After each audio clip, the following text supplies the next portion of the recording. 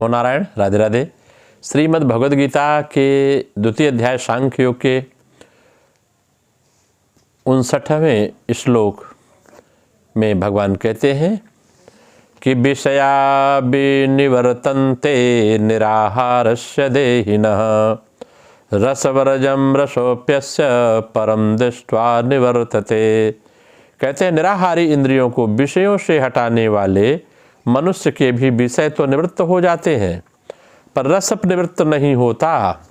परंतु परमात्म तत्व का अनुभव होने से इस स्थिति प्रज्ञ मनुष्य का रस भी निवृत्त हो जाता है, अर्थात उसकी संसार में रस बुद्धि नहीं रहती। इस विषय को और भावार्थपूर्वक देखा जाए तो यह समझ में आता है कि मनुष्य निराहार दो तरह से होता है: अपनी इच्छा से भोजन का त्याग करना या बीमारी आने पर भोजन का त्याग हो जाना। दूसरा है संपूर्ण विषयों का त्याग करके एकांत में बैठना, अर्थात इंद्रियों को विषयों से हटा लेना। रोगी के मन में यह रहता है कि क्या करूं, शरीर में पदार्थों का सेवन करने की सामर्थ्य नहीं है, इससे मेरी परवस्था है, परंतु मैं जब ठीक हो जाऊंगा तो शरीर में शक्ति आ जाएगी, तब मैं भोज्य पदार्थों का सेवन करूंगा। इस तरह अपने भीतर रस बुद्धि रहती है। ऐसे ही इंद्रियों को विषयों से हटाने पर विषय तो निवृत्त हो जाता है, पर साधक के भीतर विषयों में रस बुद्धि रहती है, सुख बुद्धि रहती है, वह जल्दी निवृत्त नहीं होती। जितना वास्तविक ही विषयों में राग नहीं है और जो तीव्र वैराग है, उन साधकों की रस बुद्धि साधना अवस्था में ही निवृत्त हो जाती है। परंतु जो तीव्र वैराग के बिना ही विचार पूर्वक साधना में लगे हुए हैं, उन्हीं साधकों के लिए कहा गया है कि विषयों का त्याग कर देने पर भी उनकी रस बुद्धि निवृत्ति नहीं होती। जब तक अंतःकरण में किंचन मात्र भी भोगों की सत्ता और महत्ता रहती है, भोगों में रस बुद्धि रहती है, तब तक परमात्मा का अलौकिक रस प्रकट नहीं होता। परम दृष्ट्वा निवर्तन्ते, तात्पर्य है कि जब संसार में अपनी भिन्नता तथा परमात्मा में अपनी अभिन्नता का अनुभव हो जाता है, तब नाशवान मन संयोग जन जो रस की निवृत्ति हो जाती है, और नाशवान रस की निवृत्ति होने पर अविनाशी रस की जागृति हो जाती है, मतलब अविनाशी रस का भाव प्रकट होता है। तत्वबोध होने पर तो रस सर्वथा निवृत्त हो जाता ही है, पर तत्वबोध होने से पहले ही उसकी अपेक्षा से, विचार से, सत्संग से, उपेक्षा से, संत कृपा से रस निवृत्त हो सकता है। जिसकी रस वृत्ति निवृत्त हो चुकी है, ऐसे तत्वज्ञ महापुरुष के संग से भी रस निवृत्त हो सकता है। कर्मयोग, ज्ञान योग, भक्ति योग, तीनों साधनों में नाशवान रस की ही निवृत्ति होती है। जो जो कर्मयोग में सेवा का रस, ज्ञान योग में तत्व के अनुभव का रस और भक्ति योग में प्रेम का रस मिलने लगता है, त्यों त्यों नाशवान रस स्वतः छूटता चला जाता है। जैसे बचपन में खिलौनों में रस मिलता था, पर बड़े होने पर रुपयों पैसों में रस मिलने लगा। जब खिलौना का रस स्वतः छूट जाता है, ऐसे ही साधना का रस मिलने पर भोगों का रस हमेशा के लिए छूट जाता है। जैसे पशुओं के आगे अगर हम रुपए की थैली रख दें तो उसमें लोभ की वृत्ति पैदा नहीं होती, और सुंदर स्त्री को देखकर उसमें काम की वृत्ति पशु में पैदा नहीं होती, फिर भी उसको लोभ वृत्ति और काम वृत्ति पैदा नहीं होती। जैसे हम अंगुली से शरीर के किसी अंग को खुजलाते हैं तो खुजली मिटने पर अंगुली में कोई फर्क नहीं पड़ता, कोई विकृति नहीं आती। ऐसे ही इंद्रियों के विषयों का सेवन होने पर भी तत्व के चित्त में कोई विकार नहीं आता, वह ज्यों का त्यों रहता है।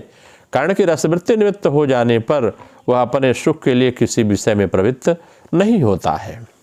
उसकी प्रत्येक प्रवृत्ति दूसरों के हित और सुख के लिए होती है। अपने सुख के लिए किया गया विषयों का चिंतन ही पतन का कारण होता है, और अपने सुख के लिए न किया गया विषयों का सेवन भी बंधन कारक नहीं होता। नाशवान रस तत्कालिक होता है और अधिक देर नहीं ठहरता। स्त्री, पुरुष, रुपये आदि की प्राप्ति के समय जो रस आता है वह बाद में नहीं आता। भोजन के मिलने पर जो रस आता है वह प्रत्येक ग्राम के कम होते होते अंत में सर्वथा मिट जाता है और भोजन में अरुचि पैदा हो जाती है। परंतु अविनाशी रस कभी कम नहीं होता, वह ज्यों का त्यों अखंड रहता है। नाशवान रस का भोग करने के लिए परिणाम में जड़ता, भाव, शोक, रोग, भय, द्वेष आदि अनेक विकार पैदा होते हैं। इन विकारों से भोगी मनुष्य बच नहीं सकता। अगर हम इसकी क्रिया योग में व्याख्या करें तो यह बात समझ में आती है कि इंद्रियों के द्वारा विषयों का ग्रहण ही आहार है, परंतु स्थित प्रज्ञ पुरुष की विषयाभिलाषा भी परमात्मा का साक्षात करने पर स्वतः ही नष्ट हो जाती है। यह क्रिया योग की जब हम व्याख्या करते हैं, आध्यात्मिक व्याख्या करते हैं, तो कहते हैं कि फल आकांक्षा रहित कर्म, रस वर्जित आहार करने पर ब्रह्म को देखकर स्थित रहना। मतलब स्थित प्रज्ञ का साधारण लोगों के साथ अंतर यह है कि वे विषयों का ग्रहण नहीं करते हुए भी उसमें आसक्त नहीं रहते। वे विषयों का ग्रहण करते हुए उसमें आसक्त नहीं रहते। फल आकांक्षा रहित कर्म ही उनका रस वर्जित आहार है। सकाम पुरुषों के सारे कर्म फलाकांक्षा के साथ होते हैं। फलाकांक्षा के बिना साधारणतः उनके कर्म होते ही नहीं। परंतु जो क्रिया करते करते क्रिया की परावस्था में रहते हैं, उनके कर्म प्रायः सभी हो जाते हैं, परंतु किसी कर्म में उनका प्राणबंधन में नहीं होता। उनके चिदाकाश को विषय रस स्पर्श नहीं करते। ब्रह्मानंद मग्न योगी का रसानुभव विषयानंद भोग की अपेक्षा अनेक गुना श्रेष्ठ और पवित्र होता है। अतः जो चित्त ब्रह्मानंद में मग्न रहता है, उसमें विषय वासना का प्रवेश कैसे हो सकता है।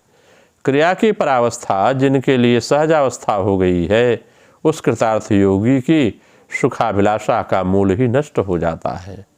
सुख दुख की अनुभूति का मूल देह के साथ इंद्रिय और मन का संयोग उनमें नहीं होता, वे स्थित प्रज्ञ होते हैं। इसके बाद इसकी चर्चा में अगर हम आगे के श्लोक में भगवान कहते हैं कि य ततो वापि कौन्तेय पुरुषस्य विपत्ति च इंद्रियाणि प्रमाथिनी हरन्ति प्रसभम मनः। कहते हैं कारण कि हे कुंती नंदन, रस बुद्धि रहने से यत्न करते हुए विद्वान मनुष्य की भी प्रमथनशील इंद्रियां उसके मन को बलपूर्वक हर लेती हैं।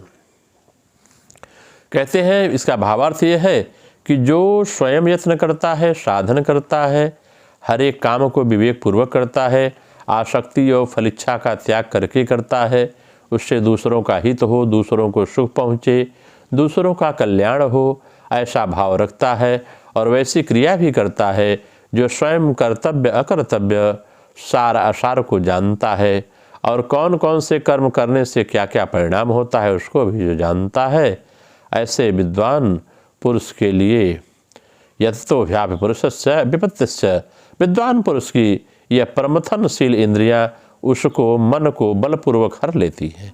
यह इसके प्रमथनशील विद्वानों के लक्षण है।